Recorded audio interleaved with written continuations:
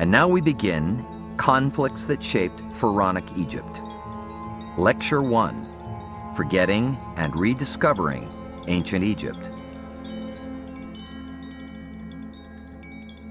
The civilization we know as ancient Egypt, the time of the first pharaohs, began over 5,000 years ago.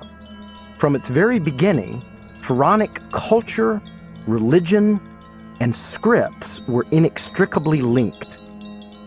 By the Greco-Roman period, and more specifically during the roughly 7 centuries straddling the change of eras, the knowledge of pharaonic civilization was in the hands of a dwindling number of priests who could still read and compose texts in the ancient native Egyptian writing systems.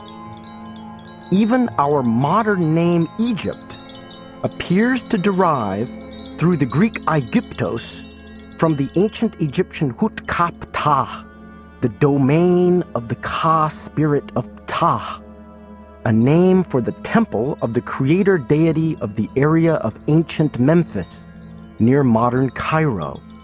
Religion and cultural identity for the ancient Egyptians were concepts inextricably linked.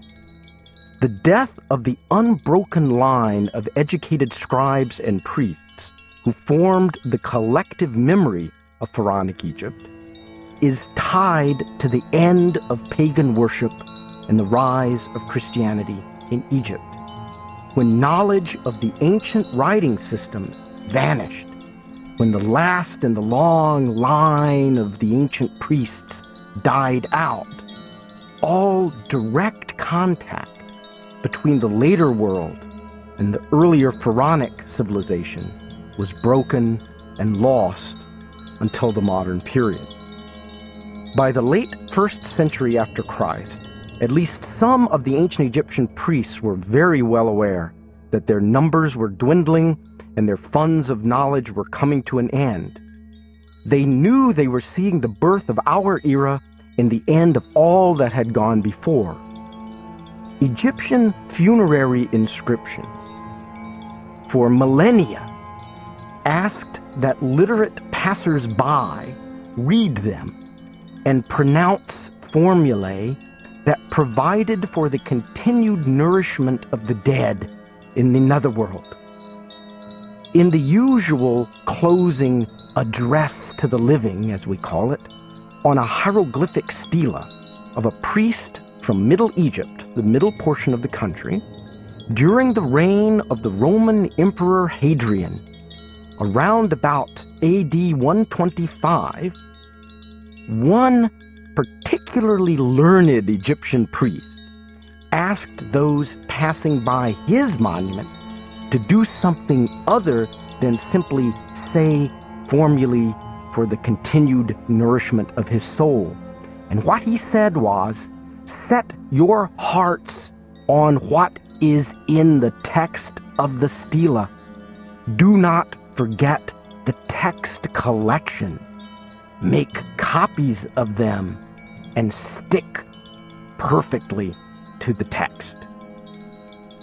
This man, who lived in the 2nd century of our era, this ancient Egyptian priest, knew that he was one of the last living people who really had a firm grasp on the 3 millennia and more of writing and knowledge that the ancient Egyptians had recorded.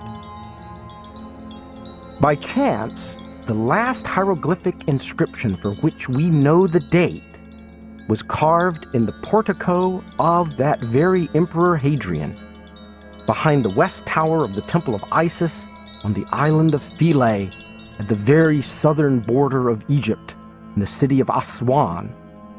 The inscription was not recorded during the reign of Hadrian, but about 270 years later, written on the 24th of August, AD 394, addressed by a local southern priest, not to one of the great, old, well-known gods of Egypt, but to the strange local southern god Mandulus.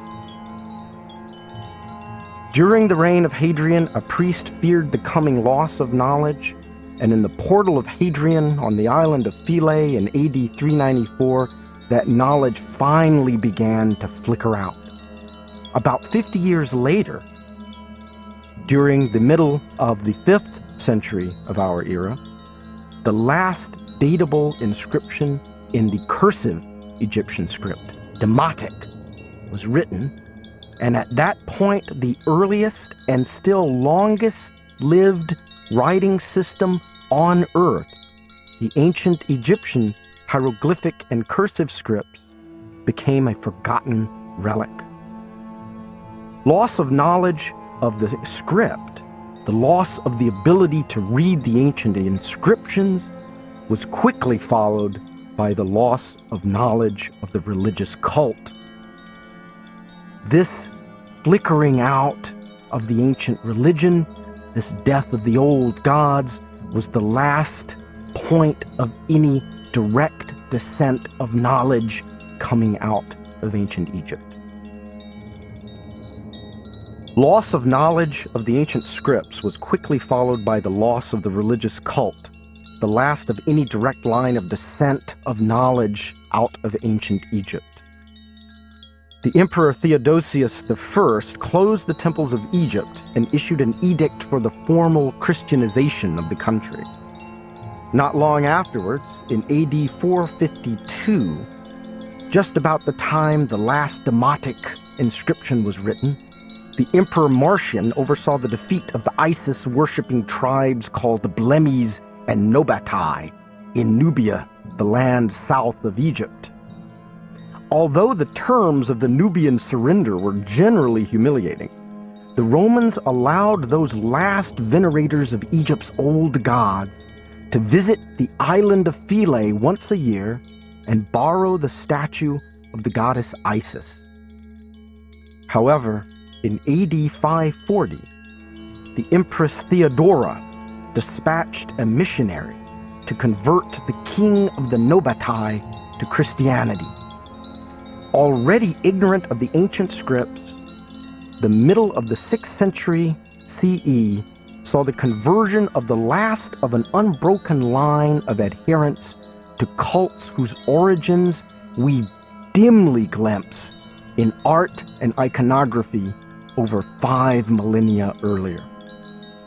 With the death of the priesthood following hard on the heels of the death of the ancient scripts, any direct understanding, any organic comprehension of Egyptian civilization had ended. Early in March of AD 641, Byzantine forces in the fortress of Babylon near modern Cairo ignominiously surrendered to the Arab forces under Amr, general of the Prophet Muhammad, and the curtain of Islam descended over much of the Eastern Roman Empire. The Egyptian language continued. The last phase of the language, which we call Coptic, was the language and is the liturgical language of the Coptic Christian Church. But by about AD 1000, Coptic Egyptian was probably no longer a living, daily spoken language, but already a fossilized liturgical tongue. By about AD 1400, we have the last truly productive writing composed in Coptic, the great poem called the Triadan. And at that point, the history of the Egyptian language comes to an end. The distracted people of the former Western Roman Empire were busy in the construction of the states of Europe, and they and the embattled Byzantines turned their attentions to stopping the march of Islam. Egypt continued to contribute to the world, notably in terms of Christian monasticism, Cenobitic monasticism as we call it, based to a great extent on the writings of the great Christian Coptic theologian Pachomius. But for centuries upon centuries, Egypt was a mystery to the Western world. speaking only through monuments. Now, with the loss of the knowledge of how to read the ancient Egyptian scripts, ancient Egypt's speech became quite garbled. Even through the time of the Renaissance, many of the best-known Egyptian monuments in Europe were in fact Roman copies or products of Roman Egyptomania, hybrid productions of classical and pharaonic styles. And these hybrid creations retained a great influence up until the early 19th century.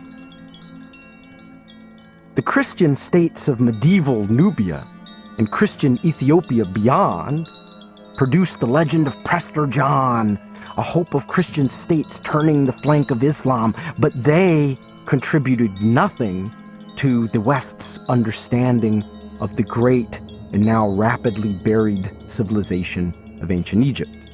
Even before the coming of Islam, even before the final complete death of the ancient scripts, the Egyptians themselves, as members of a Christian Byzantine Roman Empire, developed a peculiar and one might say schizophrenic understanding of their own past.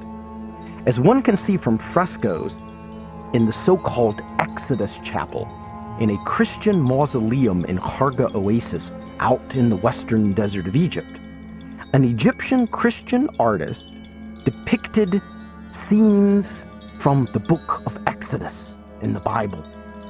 This Egyptian artist in the western desert depicts the liberated Israelites as Byzantines, a great Byzantine Christian force, and showed the pursuing pharaonic Egyptians, the enemies in the story chasing the children of Israel. This artist depicted the pharaonic Egyptians, his or her own ancestors, roughly in the guise of the Persian enemies of the Roman Empire of the time.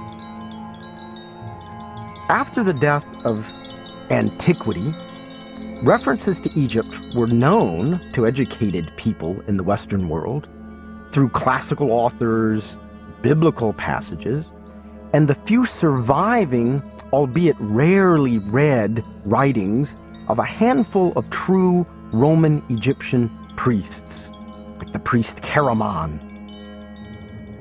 Around the time of the Hohenstaufen Renaissance in 13th century Italy, some actual copying of Egyptian monuments did occur, a type of early medieval Egyptomania. But none of this is more than a recreation of the distorted view of ancient Egypt, filtered through classical authors, biblical accounts, and those Roman copies of Egyptian art. Matters begin to change during the 16th century. The Ottoman Turks, who had seized control of the Eastern Roman Empire and most of the lands of Islam, suffered major reversals in the Mediterranean.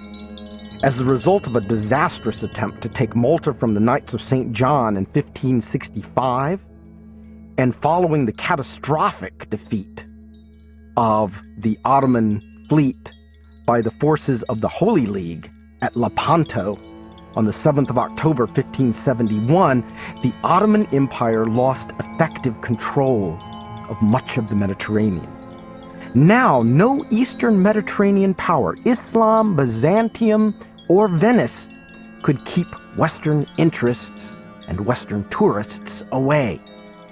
On one Turkish vessel captured after the Battle of Lepanto, the conquering Christian forces found a mummy, apparently taken on by the Turks as loot or as a talisman, and this mummy promptly was depicted as one of the major objects in a book from 1574. Lepanto officially opens the East to more common and less martial Western activity, and Malta will appear again soon at the true birth of Egyptology. Now, what, you may ask, happened to the script? During the early Renaissance, a Florentine traveler on the Greek island of Andros discovered the work of a man named Horapolon. Although found in 1419, the text originally dates to the 5th century. the time of that final death of the ancient Egyptian scripts. The man has a composite name, Horus Apollo, part Egyptian, part classical, just like those Egyptianizing monuments throughout the Roman Empire. This man, Horapolon, actually could understand some of the hieroglyphic script. He gives proper values for a number of hieroglyphs. So the goose writes sun, but he invents imaginative derivations for that value. Goose means sun because phonetically, sa, written with the sign of the goose, means sun. But for Horapolon, no, the goose writes the concept of sun because the goose is such a good parent. These imaginative, thematic cryptographic explanations for the values of Egyptian signs, this idea that Egyptian hieroglyphs transcend the phonetic concepts, the phonetic values of any particular language, this idea that they write some divine, almost pre-phonetic language, did much to throw off a great many people who might have made greater progress in trying to understand the language. Poor copies did not help either. Now, during the 17th century, the Jesuit scholar Athanasius Kircher tried to translate ancient Egyptian. But he, thanks to Horapolon and others, was caught in elaborate mythic meanings. Kircher knew Horapolon well and believed what he said much too unquestioningly. Nevertheless, Kircher, who saw all knowledge as expressions of a holistic theophany, bridges mysticism as a living thing in the West and the more cold, accurate documentation and reconstructions of the late Renaissance and the Baroque period. Kircher's efforts are Herculean and entirely bizarre, and they probably did more to lead others astray than did the strange explanations of Horapolon. Kircher translated what we now know to be the name of King Apries, a ruler of the 26th dynasty, on the Piazza Minerva obelisk in Rome. Rather than reading the name of Apries, Kircher read, quote, "The protection of Osiris against the violence of Typhon is to be obtained by means of the proper rites and ceremonies, by sacrifices and by appeal to the tutelary geniuses of the tripartite world, in order to ensure the enjoyment of the prosperity customarily given by the Nile against the violence of the enemy Typhon," end quote. The inscription actually consists of 5 signs, writing the prenomen, the name Ha-ib-Ra, may the heart of Re rejoice. A religious expression, true, but not a lengthy disquisition on Typhon. Nevertheless, in his defense, Athanasius Kircher is the father of modern Western study of the Coptic, Christian phase of the Egyptian language and scripts. In 1636, Kircher actually demonstrated that Coptic was ancient Egyptian, the spoken ancient Egyptian language, written primarily in Greek character. Had Kircher but realized that the hieroglyphs also wrote that tongue, often phonetically, he would have presaged the great insight of Champollion, the true translator of ancient Egyptian, by almost 2 centuries. Unfortunately, Kircher would still have dealt with very imperfect copies, many prepared by himself, at a time when the value of a true facsimile copy was not so well appreciated. Just under 2 centuries later, the French scholar Jean-François Champollion, profiting from his knowledge of Coptic, popularized in the West by none other than Athanasius Kircher, and with the advantage of good copies and actual ancient Egyptian inscriptions, not Greco-Roman copies, cracked the system of ancient Egyptian script.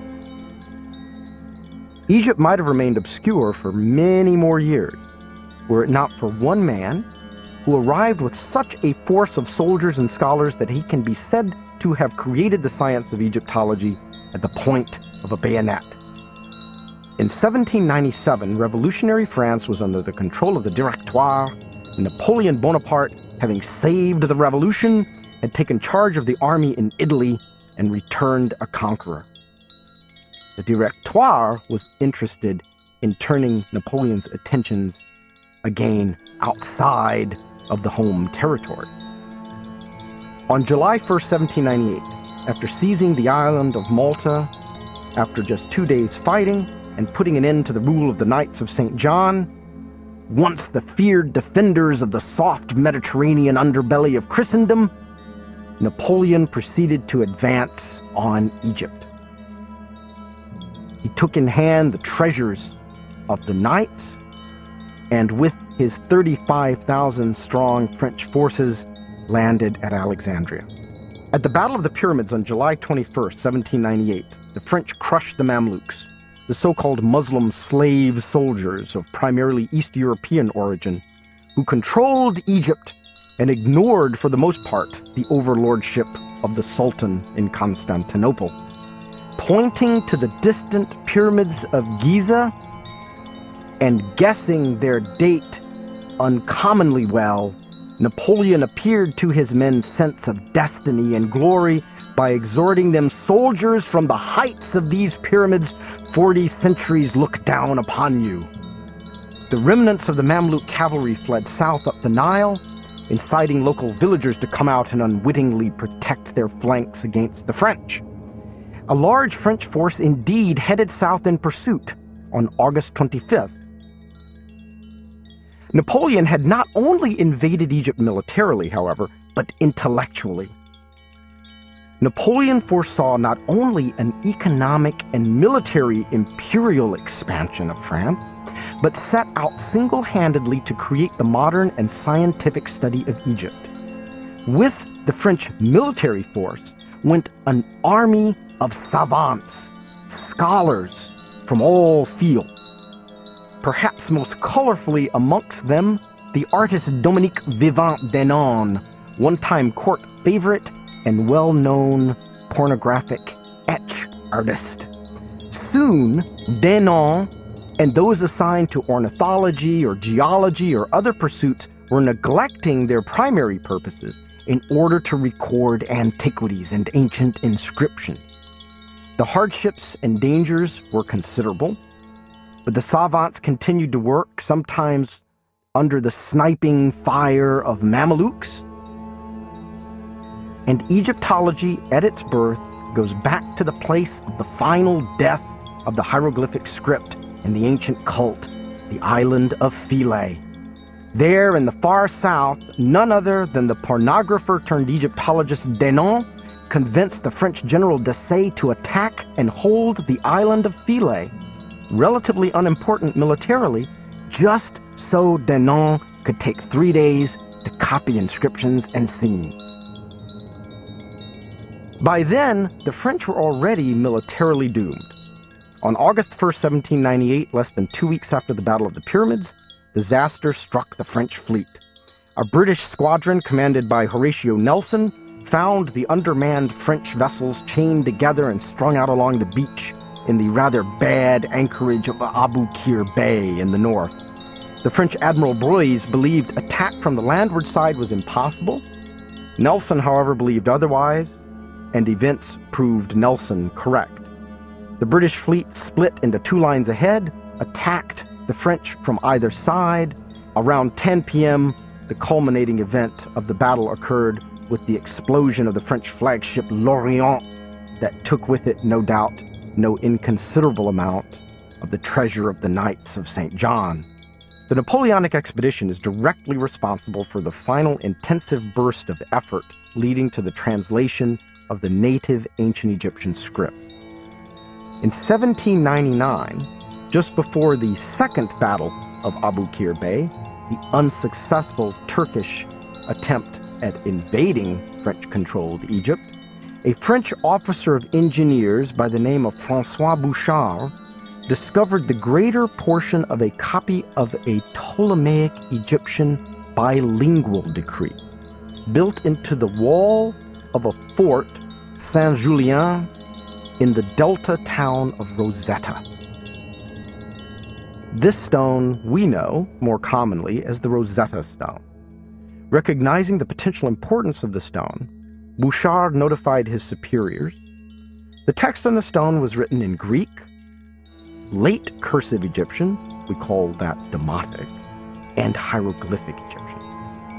Ultimately, with the French surrender in Egypt, and after a petulant French general Menu apparently tried to hide the stone, the object was identified and authenticated by the British diplomat and art expert William Hamilton, soon to be husband of Emma Hamilton, the latter soon thereafter to become the mistress of Admiral Nelson. Everything in ancient Egypt and Egyptology is very nicely and almost inextricably intertwined like this. The stone went to Egypt on HMS L'Egyptienne. The French had made rubbings of the stone, however. After important work by a number of scholars, including the British physicist Thomas Young, the French scholar Jean-François Champollion, guessing the language of the ancient scripts to be earlier forms of the Coptic language, succeeded in 1822 in discovering the dual ideographic and phonetic nature of the ancient Egyptian script. From 1822, finally, we have been able to read the ancient scripts again. Ancient Egyptian is the oldest writing system to survive with a true phonetic aspect. We have inscriptions already by 3250 BCE that are clearly Egyptian, predating anything other than actual pictographs in Mesopotamia, and with Coptic productive through the 14th century of our era, we now can read over 46 centuries of ancient Egyptian writing. Following what we might call this initial heroic Napoleonic period, Egyptological research divides roughly into three phases. The first phase is about 1815 to 1850, the age of collecting. This was a time of the bringing of actual monuments out of Egypt, sometimes in a rather rough and ready fashion, and to the collecting, the copying of scenes and inscriptions. After the French left, a man named Muhammad Ali took over the country. An Albanian Mameluke, Muhammad Ali understood the problems of the anarchic Mamluk rule and promptly eliminated all the surviving Mamluks on whom he could lay his hands. He opened Egypt up to Western influence, and a number of adventurers came into Egypt. One of these is one of the most colorful characters of early Egyptology, Giovanni Battista Belzoni. His life can be taken as exemplary in a way, although one hates to use the term exemplary, for those in this initial age of collecting. Born in Padua in 1778 and having performed as a circus strongman, calling himself the Patagonian Samson, Belzoni impressed an agent of Muhammad Ali with the design for a new sort of water pump. In 1815, he went to Egypt. His hydraulics career was something of a failure, but soon archaeology captivated him. Not long thereafter, Belzoni met the British Consul General Henry Salt, for whom he would collect numerous objects of Egyptian art. In fact, many of the masterpieces of the British Museum, and certainly many of the largest Egyptian objects in the British Museum, are due directly to the labors of Belzoni. Belzoni also made a number of discoveries that were not all pure accident. He wasn't simply a rough and ready strongman. Destruction, however, was in the air. Belzoni describes collections of objects that he had made being destroyed by rival collectors. One French proto-Egyptologist being one of the greatest vandals, according to Belzoni. Belzoni describes searching for papyri amongst the mummy-choked burials of western Thebes, of roaming through areas, quote, surrounded by bodies, by heaps of mummies in all directions. Once, quote, he sought a resting place, found one, and contrived to sit. But when my weight bore on the body of an Egyptian, it crushed like a bandbox. I naturally had recourse to my hands to sustain my weight, but they found no better support. so that I sunk altogether among the broken mummies with a crash of bones, rags, and wooden cases, and raised such a dust as kept me motionless for a quarter of an hour, waiting till it subsided again. Belzoni had no real sense of smell, apparently, but he said he could taste that the mummies were not pleasant to swallow. At the same time as the collection of monumental art for the museums of Europe, epigraphic collectors visited the country.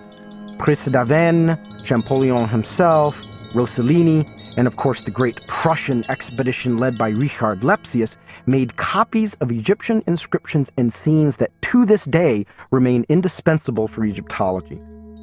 Much was being destroyed at this time, and these early copies are often all we have left.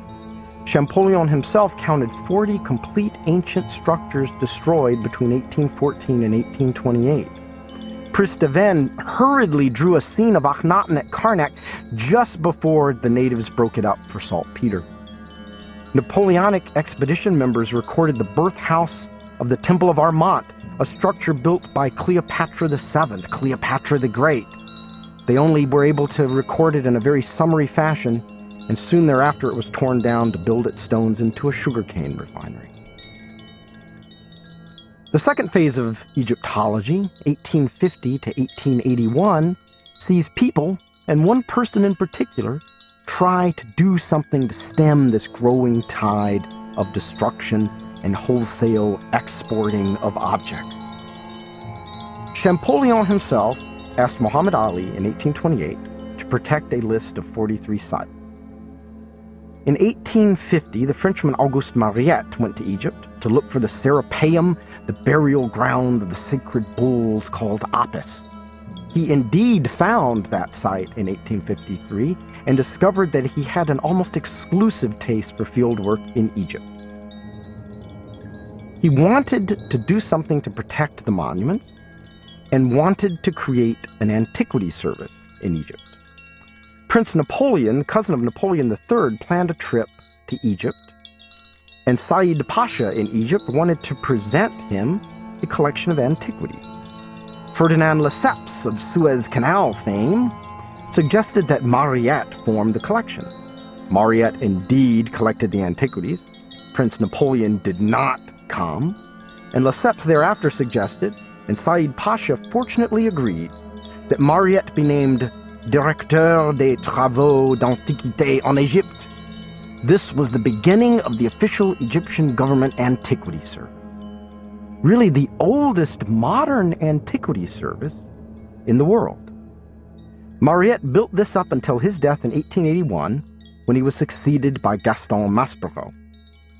One anecdote will illustrate the peculiar dangers to Egypt brought on by unrestricted collecting, when the collectors were not as enlightened as Champollion or even Belzoni, and the resulting necessity for the service Mariette set up. At Drabo Naga on western Thebes, the tomb of the warrior queen Ahotep was found around the middle of the 19th century. Jewelry from the tomb appeared in Paris as part of the Egyptian exhibit in the Exposition Universelle de Paris in 1867. The Emperor Napoleon III let the Khedive of Egypt know that the Empress Eugénie really liked the jewelry and suggested that Ismail ought to give some of it, if not all of it, to the Empress. Ismail very wisely said that, in fact, Auguste Mariette was in charge of such things because Egypt had an antiquity service. Mariette, as a private individual and head of the antiquity service to boot, was able to say no. The jewels returned to Egypt. Napoleon III apparently developed a very strong antipathy towards Mariette. Fortunately for Mariette, the Franco-Prussian War came along. The Prussians took Paris, and Mariette no longer had to worry about the wrath of Napoleon III. Finally, the third phase of infant Egyptology, roughly 1881 to 1931, sees the foundation of the modern study of the language of ancient Egyptian grammar and the actual birth of modern archaeology in Egypt. Two men may be said to typify this period. Edouard Naville, 1844 to 1926, and William Flinders Petrie, 1853 to 1942. They were quite different people. Naville was an excellent philologist who prepared a version of the ancient Egyptian Book of the Dead that we still use today, but he was a somewhat rough and ready archaeologist. He was given the Herculean task of clearing the temple of Deir el-Bahri on western Thebes, the great mortuary temple of Queen Hatshepsut. It was covered by the remains of a Coptic monastery and Greco-Roman activity in the area. Naville, needing to copy the scenes and the inscriptions in Hatshepsut's temple, promptly brought in a small gauge railway and began to cart off what was left of the Coptic monastery, not always recording everything quite the way he should. Although his epigraphic record of the scenes and the inscriptions at Deir el-Bahri is one of the best of such records we have in Egyptology. William Flinders Petrie possessed no great language ability, to say the least. He was apparently once physically evicted from a language class by a professor. Petrie initially went to Egypt to measure the Great Pyramid, hoping to prove the esoteric theories of Piazzi Smythe. In the end, Petrie's scientific approach to the question soon demolished Smythe's so-called metric bases for his imagined prophetic pyramid measurement. And Petrie, in fact, ended up developing the system of ceramic seriation we use in archaeology today, thereby extending an understanding of the development of material culture and iconography back before the first written record, essentially making prehistory not quite so mutely prehistoric. The American archaeologist George Andrew Reisner is a pioneer in the use of photography in recording archaeological work.